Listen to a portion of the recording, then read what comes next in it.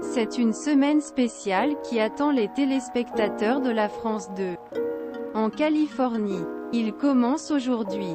Pour la question La journée, le présentateur de 44 ans a souligné un « mal invisible » qui prend parfois du temps pour être diagnostiqué syndrome stress post-traumatique. Faustine Bollaert a promis des témoignages écrasants et elle n'avait pas menti. L'ensemble une jeune femme nommée Elodie.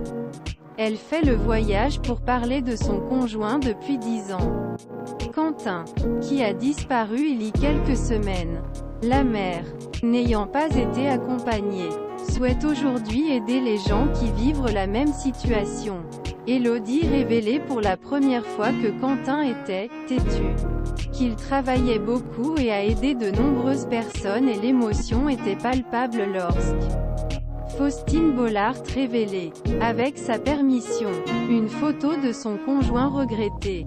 La femme de Chatham a laissé sa reproduction, alors que les autres invités sur le plateau témoignent, armé depuis 2009 et qu'il lui parlait beaucoup de ce qu'il vivait.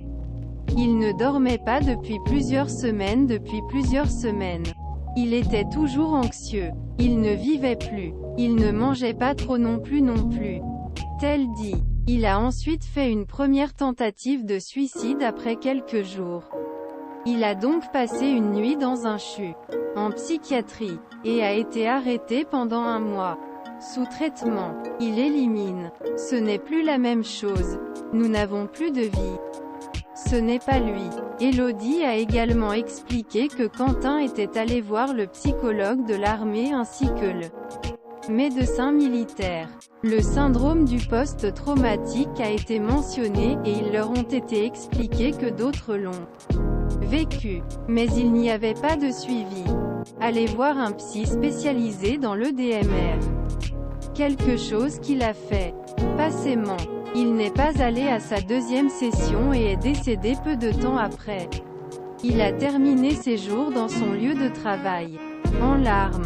Elle a admis qu'elle se sentait coupable de ne pas avoir réussi à l'aider, et elle regrette de ne pas avoir pu l'appeler avant qu'il commît l'irréparable. Quand il lui avait demandé, très rapidement, Faustine Bollaert s'est levée pour l'embrasser, pendant qu'elle pleurait, et elle a essayé de lui faire comprendre qu'elle avait fait de son mieux, qu'elle n'était pas coupable. Ensuite, elle a essayé de la réconforter, tout comme les autres invités, et les rétrécir sur le plateau. Avant la fin spectacle, Faustine Bollaert n'a pas caché qu'elle était piégée du courage de ses invités pour venir témoigner sur le tournage. Je ne sais pas comment me conclure. Parce que moi aussi je suis émue à vos côtés. Je vous souhaite un bel après-midi et merci.